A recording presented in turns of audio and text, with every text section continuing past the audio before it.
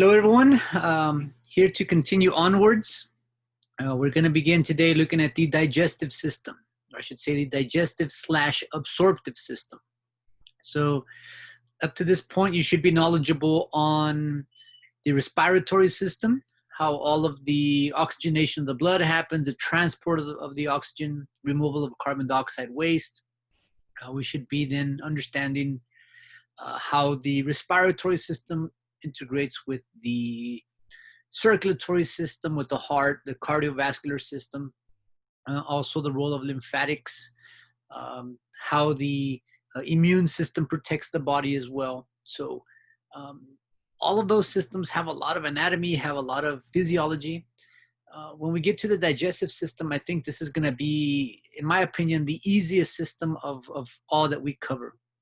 So if you've survived the lungs, you survived the respiratory system, the heart, the immune system, this one is not going to be so challenging for you. So let's get into our discussion on the digestive system. So I'm going to go a little bit rapidly through this just because I think you do know a lot of this information already. So you can kind of, if it's too fast, you can pause, you can stop, rewind the video. But I'm pretty sure that, you know, maybe a few anatomy terms are going to kind of be new to you. But for the most part, I mean, you've been eating your whole life, right? We've been breathing our whole life, but I think we understand a little bit more about what happens when we eat, right? So how the food is moved, things like that. So we're going to kind of break this down into two groups of organs. So what we call the GI tract, the alimentary canal. The GI tract includes the mouth, the pharynx, esophagus, stomach, small intestines, and large intestines. So the path, the actual physical path that the food that you eat will travel. Right? And then the accessory organs, which are the teeth, tongue, gallbladder, digestive glands, sort of the liver, the pancreas, salivary glands, all which have an important role in the digestive process as well. So again, everybody knows the mouth. So food enters into the body through the mouth. The pharynx, which we have heard, pharynx has an overlapping role, right? The pharynx has a role in the respiratory system. It also has a role in the digestive system. So similar anatomy that applies to two separate systems. Inferior to the pharynx, all of this is solely in the digestive sort of discussion. So the esophagus, the stomach, the small intestines, which are going to be broken up into the duodenum, or what we call duodenum, the most proximal part of the small intestines, the jejunum, and then lastly, most distally, the ileum. So all these three parts making up the small intestines, and then the colon, which we collectively term the large intestines, right, or the colon. So colon starts on the right side, goes upwards. So we say we have the ascending colon, the transverse colon, the descending colon, sigmoid colon, the rectum, and then finally out the anus. So that's the anatomy of the digestive system. So these sort of the GI tract, and then again, all of the accessory digestive organs there. We'll get to those as we kind of progress through the system. So if you understand these 6 processes, you understand the role of the digestive system, right? So these 6 processes are going to be undertaken at different parts of the GI tract. Some of them are going to be found in multiple parts of the GI tract, some only in a few or a very specific part of the GI tract. But if you can kind of analyze these 6 aspects, you understand what this whole anatomical structures are trying to do, right? The whole GI tract, what is it trying to accomplish, right? Well, some things are going to help it accomplish its task. 1, ingestion. Propulsion 2. 3, mechanical digestion. Chemical digestion number 4. absorption 5, and number 6, defecation, right? So if you notice, all of them are black except for the red number 5. And I personally highlighted that in red because I personally think this is the primary significance of this whole system. Yes, we have to break down the food. We have to sort of mechanically chew. We have to break down. We have to chemically digest with enzymes. But what's the whole point of breaking everything down? Well, the whole point is to be able to make our amino acids, our monosaccharides, make these fatty acids available where we can then reuptake them. We can absorb them into our body. So again, this is kind of an important aspect of, I think, the most critical aspect of the digestive system, like the absorptive process. So in this situation, we have the major sort of roles, right? Ingestion happening only in the mouth. So this is where we start the process. So food enters into the mouth, where it will undergo mechanical digestion. So the actual chewing, mechanical digestion, the tongue can kind of maneuver the food mass in there. Churning of the stomach, segmentation of the small intestines. So physical movement, physical churning, squeezing, all of these are parts of that mechanical digestion, right? Anatomical parts of the body that physically help break food down. Propulsion, right? How do we move this food mass from place to place? Well, we're going to talk about propulsion, peristalsis. We'll discuss that very shortly. How then do we continue to break down this food via chemical digestion? Right? So chemical digestion, enzymatic digestion, digestion by acidity, the stomach acid, that kind of stuff. So all of this here in purple. The most critical part, again, absorption. How do we get the nutrients that are inside of the intestines out into the blood vessels here? So that is absorption. We're absorbing nutrition into the body. And if I can find some keys here. So I have a set of keys, and this is something that I would like for you to analyze a bit. So if we're looking at this here, if I put my hand around these keys, right? So we have the keys. So keys, I put my hand around the keys. I have my hand around the keys. So the hand is around the keys. Yeah, the keys are in there. So can we say, are the keys inside of my body? It's surrounded by my body tissue, but are the keys literally inside of my body? I think you would agree the correct answer is no, right? They're surrounded by my body tissue, but the keys are not inside of my body. If I were to swallow the keys, that wouldn't be a good idea, but if I'm to swallow the keys, or you swallow food, is the food inside of your body? And this is where some students kind of struggle a little bit, but technically no, right?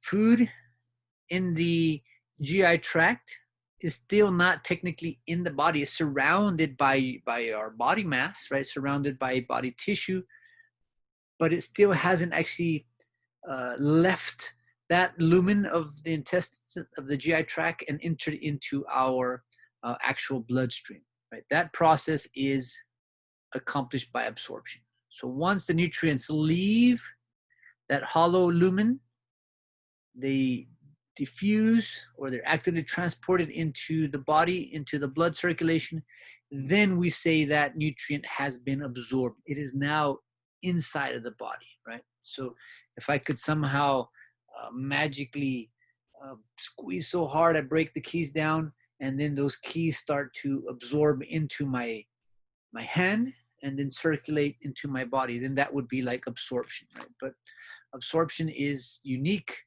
to the digestive system and very critical for us to get all the nutrients that we require to survive. Now, from the food that we eat, we cannot absorb every last little bit of nutrition, right? There's going to be some non-digestible parts, non-absorbable parts, and all of those would then be removed out of the GI tract through the process of defecation. There's other words that you probably know of that describe defecation. And I think it's interesting they use the color brown, right? Color brown to represent the defecatory process, right? Defecation. So undigested, unabsorbed material passing out of the GI tract. So it never technically was in the body here. Technically not in the body, technically not in the body, technically not in the body, technically not in the body, technically not in the body. It's technically not in the body, and then finally it's removed out of the GI tract, and it never technically entered into the body, right? Stuff that was absorbed, yes, that did technically enter into our body. So hopefully that makes sense. These 6 processes that we're going to kind of highlight specifically as we go through the different anatomical parts. We'll talk about that a little bit later. If you think back to your discussion on blood vessels, right? We had different tunics, different layers that surround the blood vessels. That anatomy seems to work really good around blood vessels, and it's going to work really well also around the GI tract, right? So there's, again, 4 different tunics, layers: mucosa, submucosa, the muscularis, and then the serosa layers. So they kind of do the same thing like the blood vessel tunics do. They're different names, the different sort of thicknesses, that kind of stuff, but the idea is the same. The concept is the same. We're going to have to move material through a long tubular type of vessel, right? It's not a blood vessel. Blood is pressurized. Blood is liquidy. Here in the GI tract, it's going to be a larger lumen, and the material is going to be a different consistency as well. So same concept, just slightly different names, different anatomy here.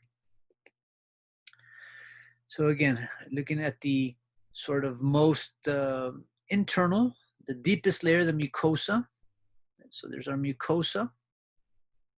So the mucosa is lining the lumen of the GI tract.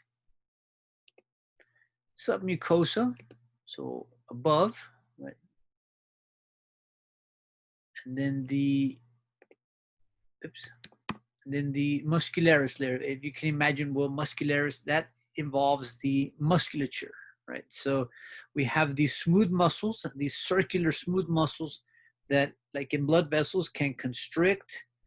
They can basically vasodilate, or they can vasoconstrict. So they can constrict or dilate, just like the vessels, smooth muscle in the vessels. And then serosa, that tough outer coating on the outside. And if you eat menudo, very common in Hispanic culture, you can you can see these different layers when you eat menudo. It's that beef tripe, that kind of stuff. So you can kind of analyze the different muscular layer, that tough serosa layer on the outside, that smooth lumen. So again, a couple of things I want to point out here on the muscularis. Muscularis layer is going to be made up of different levels of muscles. This one is sort of parallel with the GI tract itself. If you notice this one is running sort of perpendicular. So the GI tract is running this way. Now that muscularis layer is running sort of this way. And then we have, again, some oblique ones. They don't really show them too well here, but you'll see them in the stomach more clearly. So I'll let you read all this. The mucosal layers.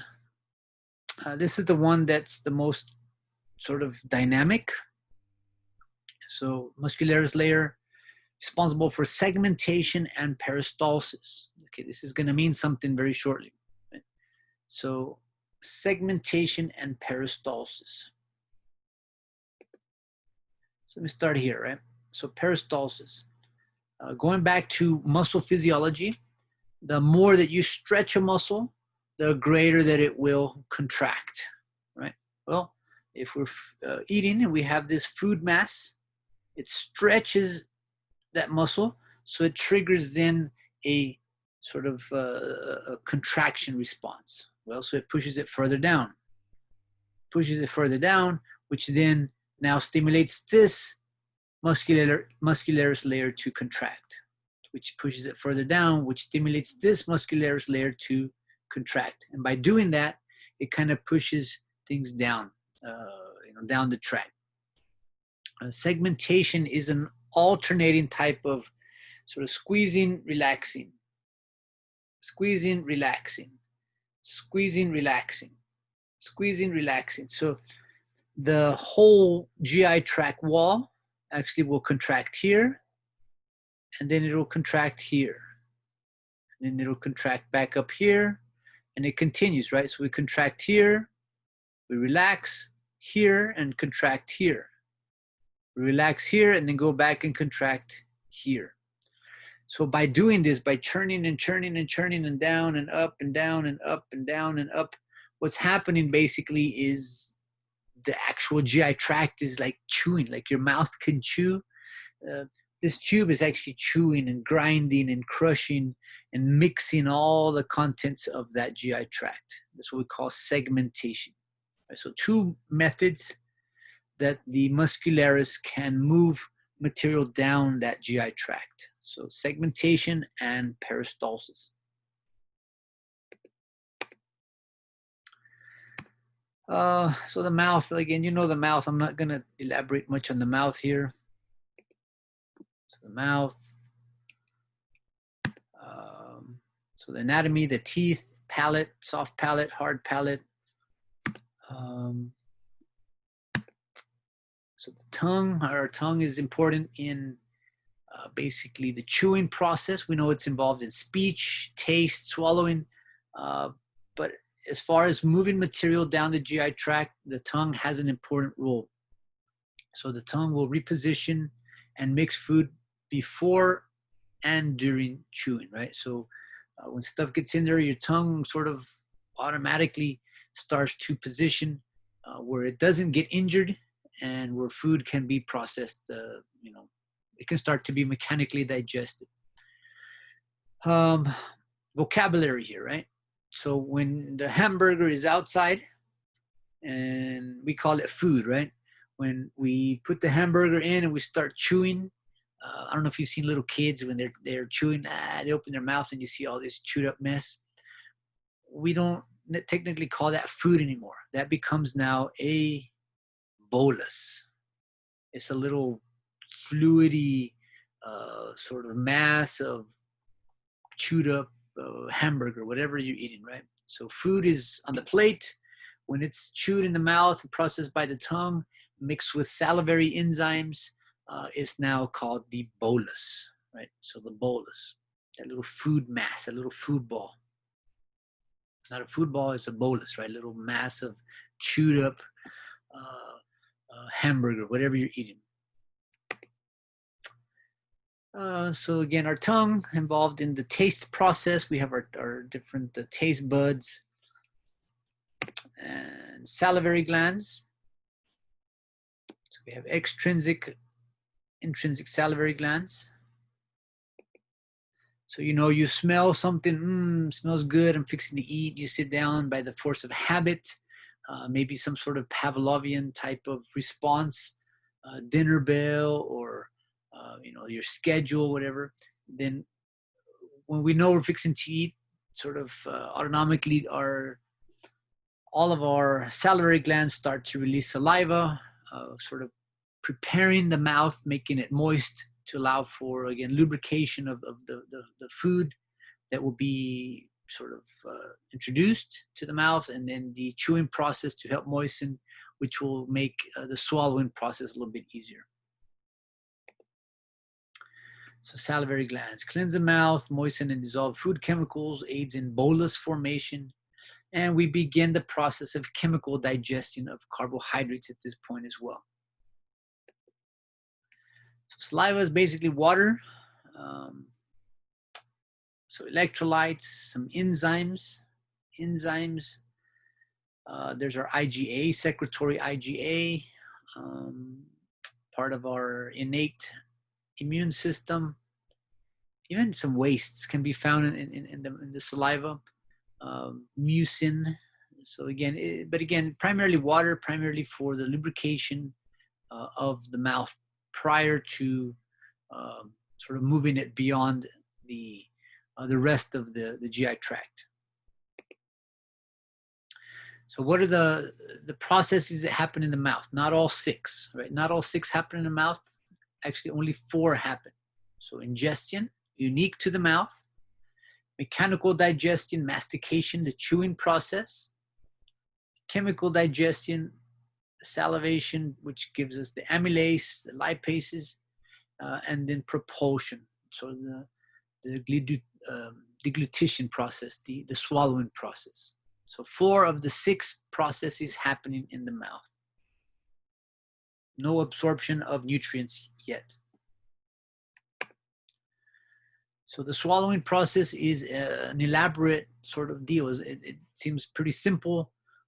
Deglutition, if you've ever worked with stroke patients or patients that have developed Parkinson's, Alzheimer's, advanced patients, they lose that muscle memory, muscle coordination, that sequential coordination of 22 muscle groups, and they literally forget how to move food from the mouth into the esophagus. They forget how to swallow, right? It's a sad process, but again, part of the hardships of the elderly that they deal with. So again, when we analyze this picture, we see that little food bolus, that mass of what was food, the bolus. In the process of swallowing, we're going to have to move it from mouth to pharynx. We don't want it to enter into the trachea. That would be bad. So the epiglottis, that little valve, is going to have to seal off the airway and allow the food to enter into the esophagus.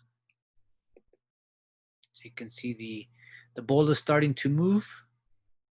The epiglottis now seals the airway. The esophagus remains open and food will proceed from mouth to the esophagus. So now the bolus is in the esophagus. It bypassed the epiglottis, so it's in the right location, right? That's where we want it to go. The pharynx. So the esophagus, again, the esophagus is this basically the tube, a food tube, a bolus tube that's going to move the bolus down to the stomach. Right? So it will pierce the diaphragm at the esophageal hiatus. So the diaphragm, which is running superiorly to the liver, which separates thoracic from abdominal cavities, and the esophagus actually will puncture that entrance. So the esophagus does pass from thoracic into the abdominal cavities there. And again, so we're moving by peristalsis. We're moving by segmentation, that food bolus traveling down to the stomach. So a lot of people think that it's gravity that moves food from the mouth to the stomach. Well, gravity, it helps. It doesn't hurt anything, right? The gravity, the weight of the bolus helps move it down. But if it was just gravity that moved food from mouth to stomach, how would astronauts eat in a zero gravity world? How would a child that is eating while they're doing a headstand, they're playing around, how would they move food to the stomach? So the process of moving food from mouth through the esophagus to the stomach is accomplished solely by, I should not say solely, but it's processed by peristalsis and segmentation. And again, helped by the process of gravity, but it's not controlled by gravity. All right, so let me introduce a new term here. This gastroesophageal sphincter. Gastroesophageal sphincter is going to be the end point of the esophagus and the beginning point of the stomach. So that's an important little sphincter that can stay closed or can open and permit the bolus to enter into the stomach. So gastroesophageal sphincter opens and peristalsis continues to move that bolus into the stomach. So the stomach, right? I think you know your stomach a little bit. So the stomach is this dome-shaped, sort of curved organ. Right? It has a couple of anatomical regions.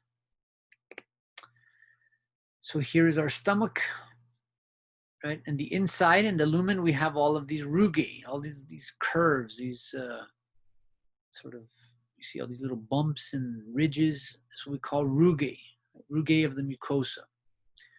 If you notice the musculature of the stomach, we have the parallel or longitudinal layers that are parallel with the GI tract, parallel with the esophagus. And then we're going to have our transverse or circular muscles. And then we're going to have our oblique layer. So you have literally muscles that are vertical, muscles that are horizontal, and you have these oblique muscles. So the stomach then can contract in three ways. It can contract this way, it can contract this way, and it can contract this way, sort of diagonally, right? So obliquely.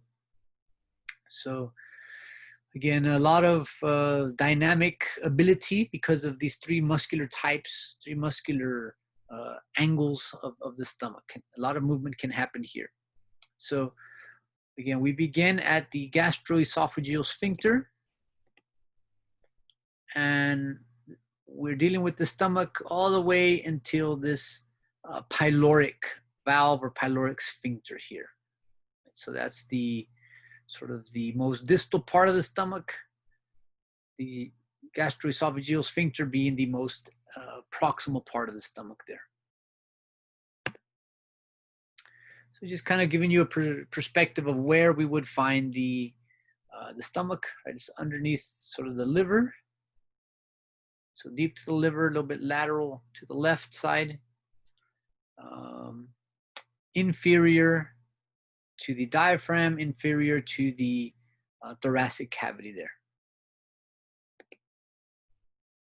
So tunics, again, I'm not going to really get bogged down with tunics too bad, but I do want to introduce a new concept here of these different tunics. When we're looking at the rugae and at that mucosal layer, right? The stomach is unique in the fact that it's going to be a very harsh pH. Right? There's going to be a lot of acidity in the stomach. Well, we're not ingesting acidity. That acidity is being released into the stomach. So that is the different quality, a very, very unique characteristic of that rugae type of area in the stomach, that mucosal layer in the stomach. So if you notice, we have these little pits, these deep sort of little holes, tunnels that we can see here. We're going to address these very shortly here. But we see our muscularis layer with our different layers of muscle, oblique, circular, and longitudinal. So lots of dynamic contractile ability there. Okay, so let's address the mucosa and the gastric pits. So gastric pits, they're pits in the stomach, basically. They're little holes that lead into these glands. So the glands would be down below. These are these pits that open up into the lumen of the stomach there. So again, the gastric pits are the holes. You're walking. Oh, if you fall into one of these pits, you can fall all the way down into the bottom here. These little dead end structures that actually serve to be the little glands. That they're the part of the endocrine cell. So enteroendocrine cells are gastric glands. Important cells that we're going to call the parietal cells. Chief cells have a role here. So the gastric glands, we have a couple of different types of solutions, right? The mucous neck cells will secrete thin acidic mucus. Right? Again, you have this bolus, which is now being mixed with acidity, and you may not have chewed it very well. So it has the ability to abrade and scratch and scrape that stomach wall, right? So we need to lubricate with this mucus. We're going to have the parietal cells, the chief cells, the enteroendocrine cells that have an important release of substances into the stomach lumen as well. So location of the hydrogen chloride producing parietal cells and pepsin secreting chief cells in the gastric gland, right? So basically, we have a chemical reaction that enables the body, or I should say the stomach, to maintain a very acidic pH, right? We have this hydrochloric acid that will be responsible for bringing the pH value very low, very acidic, which can start to denature proteins and help with that chemical digestive process as well.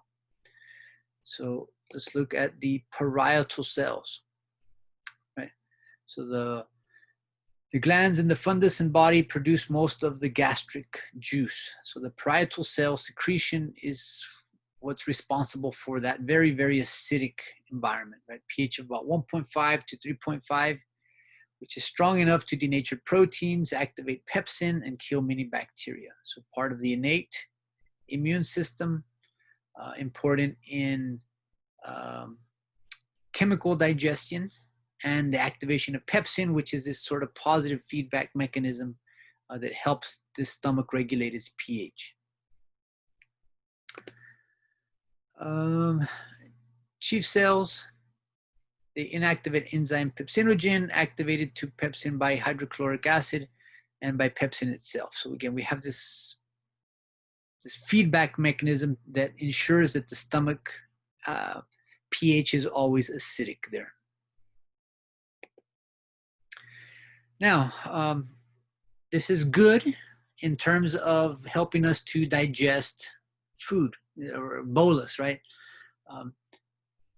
When we analyze, well, this acidity is strong enough to digest our own tissue, our own cells. So we have to compensate for this. So yes, we produce all this acid, but we must also produce then this bicarbonate mucosal barrier. So if you know something from basic chemistry, if I have a very, very low acid, I can buffer that with a high alkaline substance, a high base. So where do they balance? They balance sort of in the middle, near neutrality, near 7. So I produce a bicarbonate-rich mucus, which coats and lines the stomach to prevent the stomach acid from actually eating away at the stomach's tissue there. So the stomach thought of everything, right? So it produces this nasty chemical, but produces sort of an antidote for that nasty chemical in this bicarbonate-rich mucus to help protect its own walls. Homeostatic imbalance here. So if you have heard of somebody that is suffering from an ulcer, right, a peptic ulcer, a gastric ulcer, well, what is that? Well, it's basically an irritation in the stomach's ability to secrete the bicarbonate ion. So yes, the acidity is there, but that mucosal bicarbonate mucus is less. So the acidity now starts eating away, eroding at that stomach lining, and that causes then pain, an actual damage to the wall, and basically then the stomach acid, which doesn't allow that thing to heal and continues to affect that area. So in the year 2020, right, we know now that if you have an ulcer, it's not just because you ate too many spicy dishes, you ate too much jalapeno, you're under too much stress. These were the old ideas of how or why stomach ulcers developed. Right? Today, we know that the person develops stomach ulcers because first they have the bacteria, Helicobacter pylori. Helicobacter pylori, basically, let me backtrack here. Helicobacter pylori is a bacteria that can kind of get in these little cells, these little pits, these little tunnels, establish residence there, and they start to diminish the stomach lining's ability to make the mucus, right? So the bacteria itself is not the bad guy, right? The bacteria itself is just trying to find a safe place away from the acid, right? But because it starts to affect the stomach's ability to make the mucus layer, then that becomes a problem. So what causes the ulcer? Well, actually your stomach acid would cause you an ulcer, right? But typically that's not a problem. But the bacteria diminishes your bicarbonate sort of layer. So that layer is not there. And then that stomach acid can completely start to impact and erode that stomach lining there, right? The actual mucosal layer. So hope that makes sense there. Processes that happen in the stomach now. So assuming that the person doesn't have an ulcer, everything's working the way it's supposed to, we have a couple of the processes going on here, right? So physical digestion, so mechanical digestion, chemical digestion, right? Mechanical because of all the churning of the stomach, chemical because of the stomach acid, right? We're starting to now process this substance, a new vocabulary term here, chyme, chyme, right? chyme, chyme. On the plate, it's food. In the mouth, chewed up, it's a bolus. When the bolus moves into the stomach and mixes with stomach acid, we now call that mass chyme, right? So that's the purpose. We're processing with enzymes and breaking down and chemically mixing all this mess, and this thing is now called chyme. So once we get to this chyme level, it's now time to move the chyme to the small intestines. So again, the bolus arrives, mixed with stomach acid, it's churning, segmenting, and a little bit of chyme then would be released into the next part, the proximal area of the small intestines that we call the duodenum, right? Duodenum. So as chyme enters the duodenum, we want it to move in one direction. We don't want it to backflow, right? So that's the role of the of this little pyloric valve, right? So our little pyloric valve here.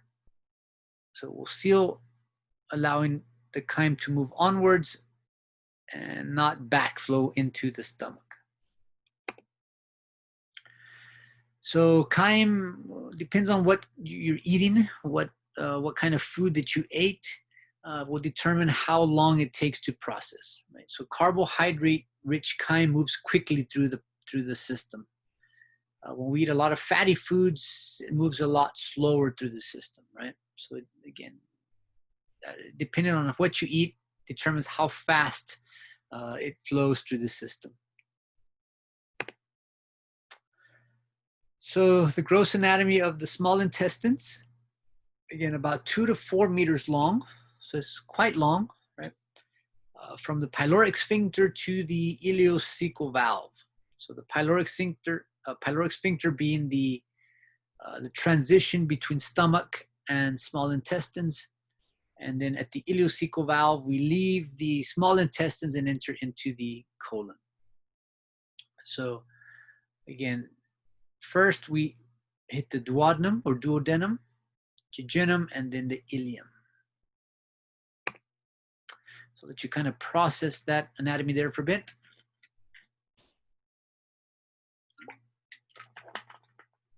So again, we leave the stomach, the duodenum,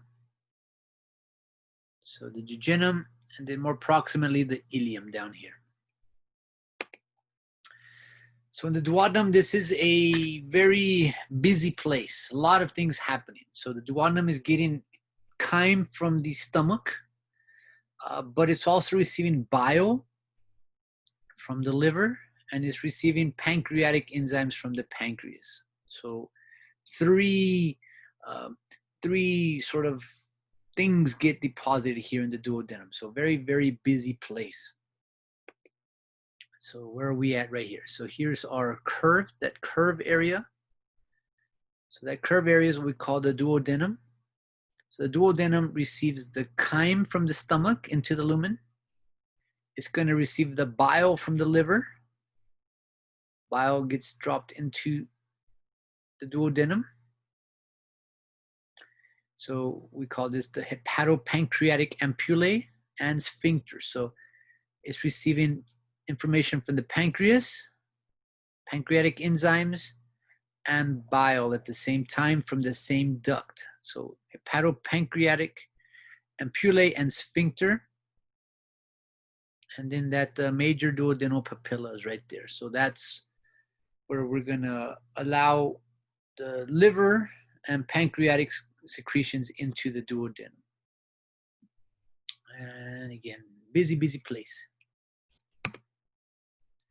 So I'm not going to get super involved with this, but we need bile, right? From the liver, we need bile to help with fat digestion. And we need the pancreatic enzymes to digest everything else, right? So we're still trying to digest. There's not a whole lot of absorption just yet. We're trying to digest as much as possible so that we can extract as many nutrients a little bit more distally here. If somebody has liver problems, liver cancer, cirrhosis of the liver, we know that it's going to have an impact on the bile production. So it will affect other factors, but it will also affect fat digestion. If a person is secreting bile that's not needed at that moment, that bile can back up, and be stored in that gallbladder. So I don't know if you've heard of a gallbladder. It's a storage area for liver bile, right? You may have heard of that gallbladder can become problematic if we have gallstones. So the person's not under normal hydration, or there's some other roles that can cause gallstones. But in some cases, a person may have to have their gallbladder removed, which is not too terribly bad of a situation because, again, we're just going to continue to secrete as normal, and we might swell up here, and basically the common hepatic duct itself may swell up and serve as an actual secondary gallbladder. If a person has damaged pancreas or pancreatic cancer, that's, again, very, very serious because the pancreas is necessary for a lot of pancreatic enzymes. We need them to further digest proteins, to further digest lipids, to further digest carbohydrates, to further digest nucleic acids.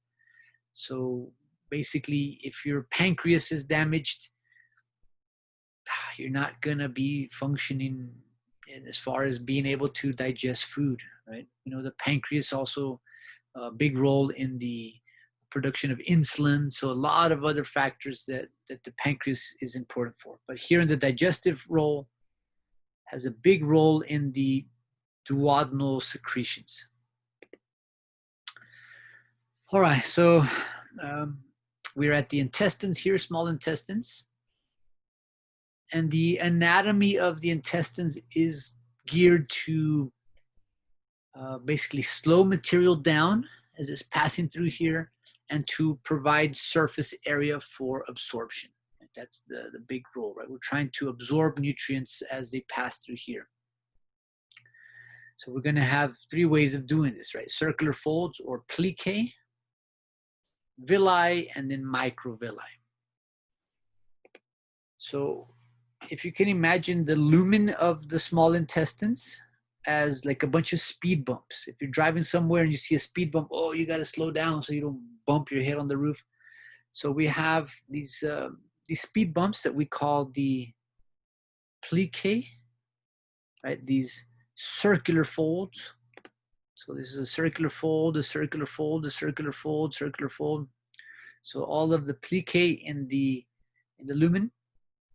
Now, if we zoom in on the lumen, we see that we have these villi. So these are bumps on the speed bumps, right? So there's a speed bump, and then we have all of these little extensions, like little finger-like extensions, little villi on the speed bumps, right? So the villi on the plicae.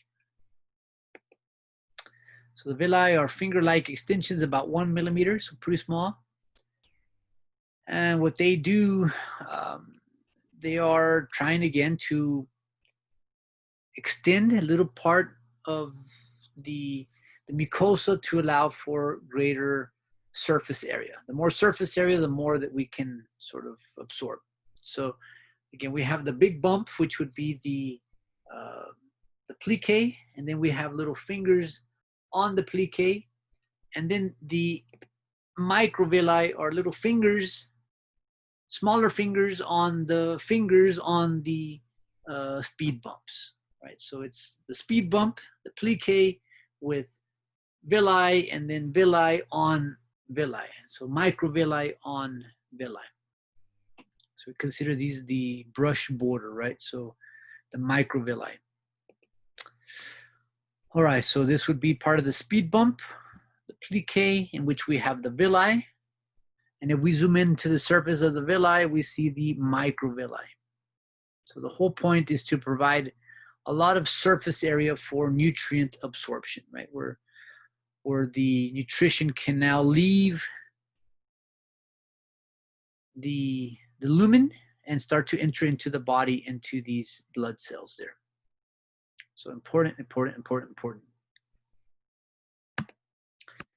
And with that, that's a good stopping point for this this part, right? So I hope, again, I know I went through this fast. I hope it made sense. I hope you could process that.